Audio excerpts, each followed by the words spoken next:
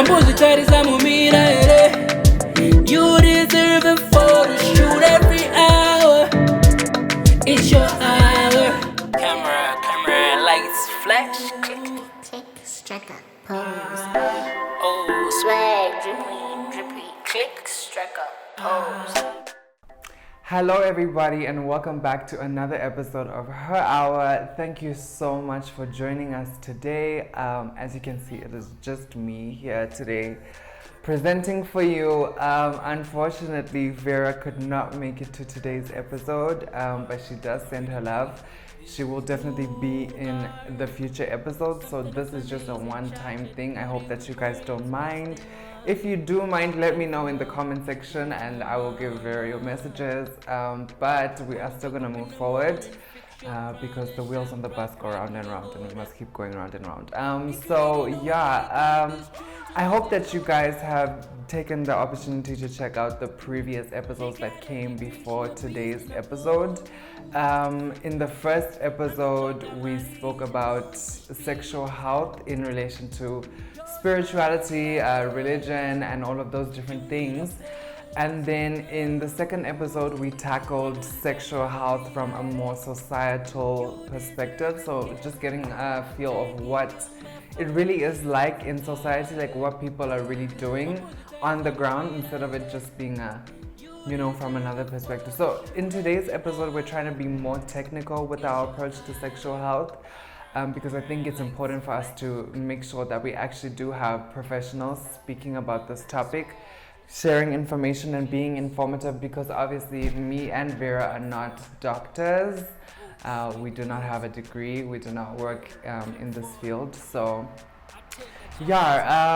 we are going to move forward with this conversation, and basically I just wanted to give some context to the country that we live in for anyone that might not know. Basically, Zimbabwe is pretty much a Christian society, and so access to SRHR can be it can be really hard at times because of just the way that people view the topic, the way that people see sexual health. I think it's kind of a taboo subject in many ways. So that kind of reflects in our systems when it comes to sexual health. There are not a lot of options when it comes to contraceptives. Obviously, there are options. They're not to say that there are not any options. Today, we will hear about the different options that are available to the Zimbabwean public. And then we will also dive into abortion and what that is basically like in our country. As we know, there's obviously a lot of pushback. It's not really legal to get an abortion in Zim, so yeah, it can be hard for women to access an abortion, a safe abortion. So we're just going to dive into that and what exactly that is going to be like. So I hope to see you guys at the end of this episode. Please feel free to stick around and just listen to what we are speaking about in this episode. And thank you so much for tuning in. I will see you guys just now. Hi everyone, my name is Charity Chipfumbu from Population Solutions for Health. We manage New Start centers countrywide, and we offer integrated services, HIV services, including testing, counseling, testing, and care, integrated with sexual and reproductive health. And with social and reproductive health, we offer services for family planning, STI management and treatment. We also offer cervical cancer screening. We offer counseling for gender-based violence. So today I'm going to be talking about family planning services, especially for our young girls. We know that most of our young girls are sexually active, but unfortunately most of them don't know what to do in terms of preventing pregnancy. So maybe let me start by defining family planning. What is family planning? Family planning is when one plans when to have their baby and how many babies they want to have. So how then do they do this? We talk about using contraception. So what is contraception? Contraception are methods of various methods which are taken to prevent pregnancy or to prevent conception. So what are the advantages of family planning, especially for our young girls? We are saying our young girls, their bodies haven't yet matured enough to carry pregnancy or to go through the trauma of labor, trauma of delivery. So their bodies are not yet mature. We want them to their bodies to be mature so that we don't have high rates of mortality to our young girls. And also we want to, if we prevent unintended pregnancy, we also prevent abortions. And we are saying that our young girls are most likely going to go to backyard abortions where it's unsafe. There's risks of infections. There's risks of trauma to their reproductive tract. There's risk of bleeding, and this could actually lead to death. So we want to prevent death among our young girls following unsafe abortions. We want our young girls to be able to achieve their ambitions. We want them to prevent pregnancy so that they can go through their school, they can achieve their ambitions, they're able to be independent and be empowered. So what methods are available? In Zimbabwe, we have various methods of contraception available at our New Start centers, at clinics, city council clinics, Ministry of Health clinics, and other stakeholders. So the various methods available are in different categories. We have what we call short-acting methods. Let's start with our morning after pill, which is common. This is a method that is taken after one has had unprotected sex and is taken within 5 days. But the earlier you take it, the more effective it will be. So the moment one realizes that they've been exposed to unprotected sex, they can have access to morning after pill, whether at the pharmacies or whether at the clinics. This is readily available. Then we have our pills, the oral pills. There are 2 types of pills in Zimbabwe. One which contains one hormone, normally known as the pill for the breastfeeding mother, but anyone can actually have this. It's our progestin-only pill. And we also have the one with 2 hormones, which are usually known as control or combined oral contraceptives. This is also readily available. And it can be taken by, usually for women, in terms of those that are breastfeeding, we want to avoid giving them this until after 6 months. Why? Because it dries up milk, and we are a baby-friendly country where we want our mothers to breastfeed their babies. Then we have the injectable. This is usually known as Depo-Provera. Depo-Provera can be given intramuscular. And these days, there's a new method in terms of injectable, which is also Depo, but this one is given under the skin and it can be self-injected like we do with insulin. So one can actually get this injection and take it home with them to be able to self-inject. Then we have our implants. These are the rods that are inserted under the skin. We have, in Zimbabwe at the moment, we have 2 types. We have a single rod, which lasts over 3 years, inserted under the skin. And we have the 2 rod. This one lasts over 5 years. These ones are inserted by trained people. One has to be trained on how to insert and how to remove. And when we talk about lasting over 3 or the 5 years, we do not mean that one must have the method until the 3 or 5 years. They can always have it removed whenever they want to have a baby. Then we have what we call, so this one that I've talked about, they have hormones. The implants have also hormones. They have the one hormone, the progestin. Then we have our loop, which is the IUD or IUCD, intrauterine contraceptive device. This is a device that is inserted into the uterus and it has no hormone. So for those that do not do well on hormones, they can actually have the IUCD inserted. And also this is also inserted by one who has been trained, who's competent to insert and remove, and it lasts over 12 years. So, but still, like I said, for the implants, it can be removed whenever one feels they want to have it removed. All these methods, the hormonal methods, yes, every method has got its side effects, but we can manage the side effects. And if we cannot manage the side effect, the important thing is for one to come back early as soon as they notice that they are worried about the side effect. So if one comes back early, we can actually manage the side effects. If we can't manage the side effects after we've tried, this is why we've got so many options. You can always opt for another method. So then we have the most common one, especially within our younger generation. This is our condom. The good thing about the condom, it also prevents HIV and the other STIs. So condom is a barrier method where we are using the latex.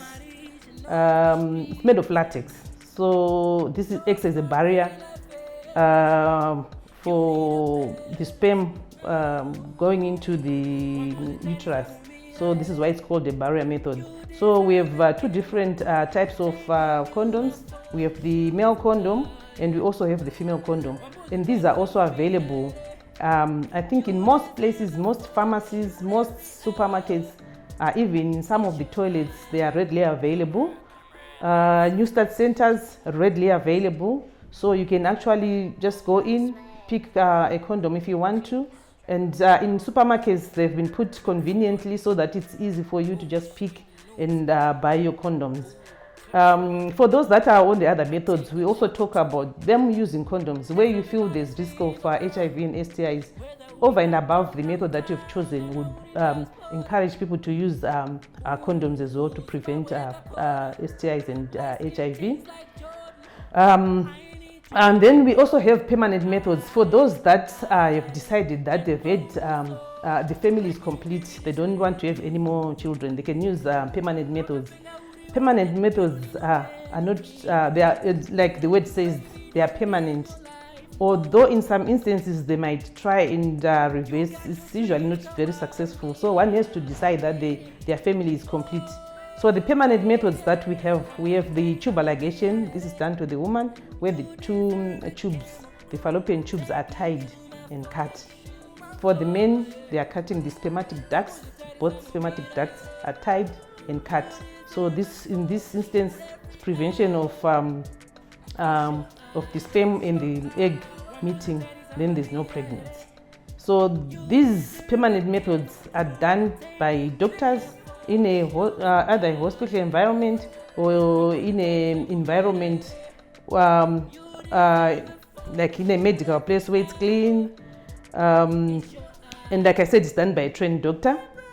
So permanent methods, you have to be counseled and feel that you are ready to have them, because like I said, they cannot be reversed. They cannot be easily reversed.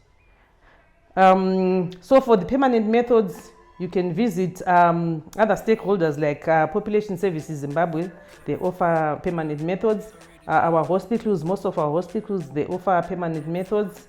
For the other methods, like I mentioned, our New Start centers, where we say you can, they're all one-stop stops. So you can get your HIV screening, you can get your viral load testing, you can get your cervical cancer screening, you can get your family planning, you can get your STI screening and also treatment, and you can also be counseled in terms of gender-based violence. Our New Start centers are located in Harare. We have one in which is called New Africa House, which is at the New Africa House building in Kwame Nkrumah. And then we have another New Start Center in Chitungwiza at Chitungwiza Town Center. We have another New Start Center in Masvingo at 10 Hoffman Road. And then we have another New Start Center in Bulawayo at Hadensley building. It's called Bambanani New Start Center. In Gweru New Start Center, it's at TAPI admin offices in Mtapa. In Mutare, we have a New Start Center at 25 George Silindika, where the Red Cross building is. And then in Chipinge, we have a New Start Center at Chipinge New Start Center in Phillips Avenue, number 208 Phillips Avenue. And then we have other New Start Centers like in Nkulumani, at Nkulumani Clinic under City Council. and another one in Triangle at Colin Saunders Hospitals. So we have about 10 Mr. centers. Then we also work with Matabeleland AIDS Council in Matabeleland South, where they have outreach teams going out. So in case you get to hear about them coming, you should be able to visit them and get the services that you desire. So the good thing about the different family planning methods, like I mentioned, it's a whole basket of them. They are a choice. You choose what you want according to your lifestyle.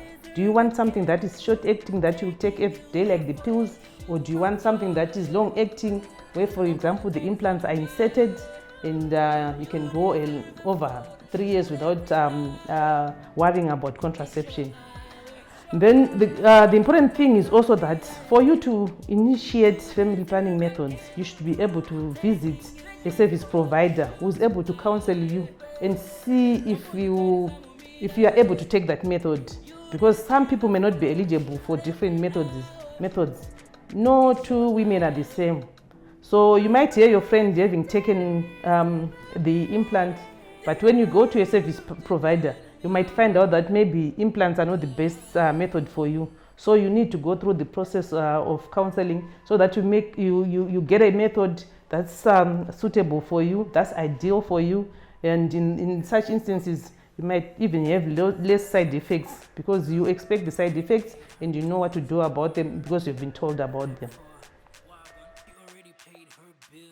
Okay, so now I will be reading an account for you from someone who was able to access an abortion here in Zimbabwe. So basically, abortion is illegal in Zimbabwe in some instances. So for that reason, the person who sent us this story was not willing to come on and share their story themselves, because obviously they fear the repercussions of sharing a story like this, obviously because they did go through illegal avenues to have this abortion. So they've asked us, and we've kindly accepted to share their story. This is basically just to give an account of what is happening on the ground for people who are accessing abortions but may not be doing it safely or legally. So I'm just gonna read for you, and it starts like this. In 2018, I got pregnant from a guy I was dating. I was 18 years old and the guy was also 18. I was so scared because I had no idea what I would do. I had dreams and I still wanted to go to school, so we agreed with my boyfriend to get an abortion. Because we were not ready, I had to find a way to abort. So at first I googled remedies I could use to abort, but it didn't work, so a friend of mine referred me to this lady who could help me to abort. She was from my neighborhood. I paid quite an amount for the process. She used this herb, I'm not sure of the name. The process took about 3 to 4 weeks. I had to go every day for the process. She would insert the herb into my womb through my vagina. It was so uncomfortable and unhygienic. So after 4 weeks, I started getting very sharp pains. They were so unbearable. I was bleeding heavily and in so much pain. The lady gave me pills for cleaning my womb. I had to drink those pills for a month to clean my womb. After the abortion, I was traumatized and I started losing weight because of the bleeding. I was sick most of the times. Until now, I have womb cramps sometimes. So the reason why we shared this story is because obviously it may be illegal to access abortions for some people, but just because it's illegal does not mean people are not going to make a plan to get those abortions.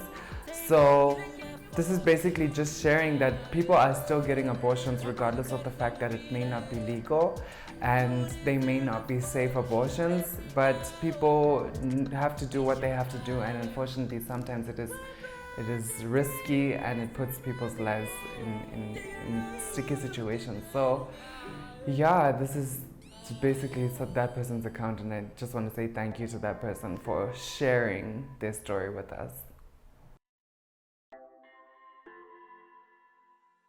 Hello, my name is Zimbabwean. I'm the clinic supervisor for the adult rape clinic. now just known as ARC, because we don't see adults only, but we're now seeing people of all ages, regardless of sex. So we see men, women, children, adolescents, the elderly, everyone is welcome through our doors. Right now, speaking from our Parirenyatwa clinic, we're in Ward C9, which is our clinic here in Harare. We also have clinics in Gokwe. We're at Nemanwa, where we're at a one-stop center working with Msasa and Zwala. We're in Kadoma at Shimoka Adult Clinic. And we're also in Gokwe at Gokwe Center, which is in Gokwe South, housed by Population Services Zimbabwe. Zimbabwe has a Termination of Pregnancy Act of 1977. And according to this Termination of Pregnancy Act, abortion is legal in our country under three circumstances. The first circumstances is when a woman has been raped or when she's pregnant as a result of incest. The second circumstance is when the pregnancy that a woman is carrying is a danger to this woman. For instance, maybe when she has a condition like a rheumatic heart disease, that may be a bit danger to the woman. The third circumstance is when there is a fetal anomaly that might result in maybe this child having some defect. That is the third circumstance. So I know a lot of people are not very familiar that Zimbabwe actually does have a law that allows women under these circumstances. So I guess a question that many people might want answered is abortion legal in Zimbabwe? Yes, it is, just though under these three. So it becomes in a way restricted. That being said, here at the Adult Rape Clinic, like I've already stated, we then fall under the circumstance whereby one has been raped. This is a sexual offense. And when someone walks into the clinic to report a rape, we then take them through counseling. So as part of our services, we've got counseling, and then we also offer tests for HIV, for pregnancy, and for STIs. These tests are offered to all the girls and women that walk through our clinic. So when someone is tested positive for pregnancy, we then refer them for an ultrasound scan. When this ultrasound scan has been done, it then gives us a gestation. And this gestation is what? So I think I also then need to highlight the fact that there is a certain gestation that is allowed for the termination of a pregnancy. So I know according to the Termination of Pregnancy Act, there is no specific gestation that is stipulated, but we're roughly working with a pregnancy that is below 20 weeks. So if a pregnancy is, let's say, 6 weeks, 10 weeks, anything below the 20-week mark, we then ask one of the doctors who are working with here at Parirenyatwa or at any of the other hospitals in the cities that I've talked about. So this doctor then writes a request to a magistrate to request a termination of pregnancy. Like I said, this is a legal procedure, and we'll then need to send that request to a magistrate. In all this, we worked with the victim-friendly unit of the police section, and these police officers are the ones that are going back and forth. As Adult Rape Clinic, we are not directly in touch with the magistrate, but it's the police that come to our clinic and collect this letter and take it to the magistrate. So this is a process, and unfortunately for some it's a tedious process, especially if you're in a different city, you have to travel to another city. It makes the process very long, and sometimes it delays the 20 weeks gestation that I'm talking about. But all things being well, we want this to be done as early as possible. So given that an ultrasound scan has been done, the police officer has taken this request to the magistrate then makes a decision on whether to grant or not grant this termination. So it's not always the fact that it's always granted, they always then consider the case as well. So that being said, back here at ARC, if the magistrate then grants this, supplies with a certificate to grant this termination of pregnancy, when a woman walks back into the clinic, we then help to facilitate linking the young girl or the woman to care with the main hospital. So like I'm saying, right now at Pari, we then refer to the gynecologist in the hospital, and then this woman is admitted in the hospital where the procedure itself is actually done. After the procedure is done, the woman or girl still needs to come back to the clinic for what we call post-termination of pregnancy counseling, and sometimes they might need medications that we also offer.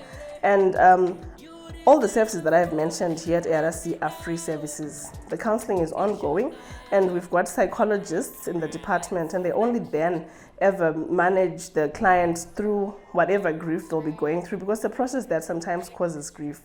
So when the counseling, it might take 3 months, might take up to 6 months, this woman is only ever discharged when she has healed, but still counseling as always is ongoing. All right. So when a woman comes back into the clinic and the magistrate has granted the termination of pregnancy, we refer this woman to the hospital. And I mentioned earlier that I'm the clinical supervisor. I'm also a midwife by profession. So this procedure is such that when a woman is admitted into the ward, currently we're talking of a medical termination of pregnancy whereby they use medications. We're currently using what is called misoprostol, but as I speak, we're actually having trainings whereby we want to introduce a combination of misoprostol and mifepristone. These are tablets.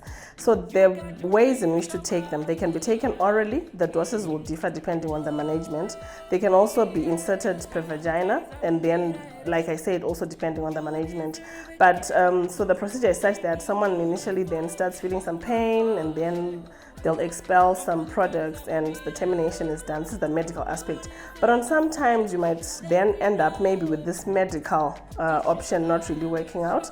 We then move on to a surgical method where there's a dilatation and curettage of the uterus, or they can even be a manual vacuum aspiration. These are just, maybe sounding very technical, but they're just basically methods of how this procedure can be done.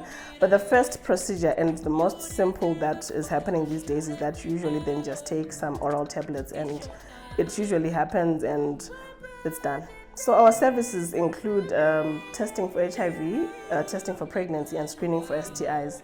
If a woman tests positive for pregnancy, there are options. A woman can choose to keep the pregnancy even if it is a result of rape. We come across some women who have the idea that maybe this is the only pregnancy they'll ever have, or they're scared, or they just decide they'll keep the baby, so it's an option. The other option is that the pregnancy can be kept and then the child can be given up for adoption once they are born. And then the third option is that this is a termination of pregnancy that can be done legally, so they can opt for that route. So the counselors here talk about these options, and women should make an informed decision. So it's not always that every time that someone has been raped and they become pregnant, they need to terminate. There are options available, and women need to know these options and make decisions that are informed. When we talk about abortions in Zimbabwe, you'll appreciate that it's a topic that is taboo in some circles. We don't talk about it, but it's high time we do talk about it, because these abortions are happening every day, actually. A study done sometime in 2016 actually shows that annually about 60 to 70,000 women committed, or rather had, an illegal abortion. Sadly, not all of them are very successful, in the sense that some of these women and girls die when these unsafe abortions are being done. It's one thing to say we do have a termination of pregnancy act, and then it's another thing to then say it's quite restrictive, and some women just might have an unwanted or an unplanned pregnancy and they're left with no option. Still, we feel these women should seek service, and they can be referred where they can get help. The difference between a safe and unsafe abortion is that when we talk of something being safe, it's done by a skilled practitioner. I mentioned being a midwife myself. We've got doctors, we've got obstetricians. Unfortunately, in this country, when we talk of medical practitioners that can perform abortions, it's really just the doctors for now. And then the place where this abortion is carried out also means that it's safe or unsafe. So if it's done in a hospital, it's safe. In a clinic, it's safe, where you know it's a medical place, they can have access to blood. Even the instruments that are used are also safe because they've been sterilized. So safety really is to do with the skilled person who's doing it, the place where it's being done. There's also sometimes these days, according to WHO, a classification, we're also talking of less safe. Maybe it's being done by a skilled practitioner but in an unsafe place, or it's being done in an unsafe place by a skilled person. So we've got those levels, safe, unsafe, and unsafe. But unsafe now is what is very common. We've got a lot of backdoor abortions is happening in different locations by some old woman, not to disrespect those people, but they really sometimes don't have the required skill. So you find people will either drink concoction, some people put sticks up their vaginas, some people use crotches. There's so many things that are being used, and it's even scary to think about these. But we've seen women walk into the hospital and they're bleeding, and some of them have just become septic. They've got some foul-smelling discharges. Some of them can hardly even talk because at the end of the day, they've lost a lot of blood when these unsafe abortions are being done. So, you know what? It's good to know what we do have, the legal provisions of the Termination of Pregnancy Act, but also in the event that a woman does have an unplanned pregnancy, it's good to also just walk to a healthcare provider, come to the adult rape clinic, and we can, through counseling, help each other, maybe refer to other places and other stakeholders that we work with, and see how best women and girls can be helped to access a safe abortion. It's very important because unfortunately Zimbabwe has one of the highest maternal mortality rates, not only in Africa but in the whole world. So we need to help save our women and girls. A huge shout out to Women First Digital for being the sponsor of today's episode. If you'd like to see more from Women First Digital, feel free to check out the Find My Method website at www.findmymethod.org, where you can learn more about all the different contraceptive methods, compare the different options, as well as use their interactive tools on the website. You can also check out the Safe to Choose website at www.safe2choose.org, where you'll have access to information about safe abortions as well as the frequently asked questions that have to do with safe abortions. If you'd like someone to talk to about your decision, they offer a confidential and safe space where you can live chat with counselors. Alright guys, so we have come to the end of today's episode. I hope that you got some information that you may not have had at the beginning of this episode.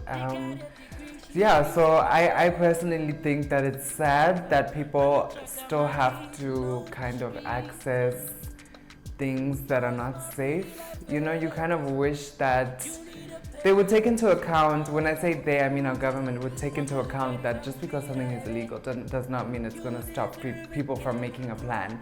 So I kind of wish those kinds of things were taken into account to be in the interests of our citizens, you know, because our health and our safety should be a top priority. But unfortunately that is not the case. So I would love to hear what you guys have to say about the things that we shared in this episode. Maybe share with us what kind of contraceptive you may be accessing, what kind of contraceptives you know about that may not have been mentioned in today's episode. Also, just your comments if you have a story, if you have also been able to access a safe abortion or unsafe. Let us know in the comment section. Feel free to subscribe to our channel and also just share this on your social media. Feel free to come through for our future episodes. We will definitely be releasing more in the future. But if this is your first time watching Her Hour, thank you for joining us and welcome to the Hour Ranger family. There are many episodes that you can go and catch up on. So I hope to see you guys on the next one.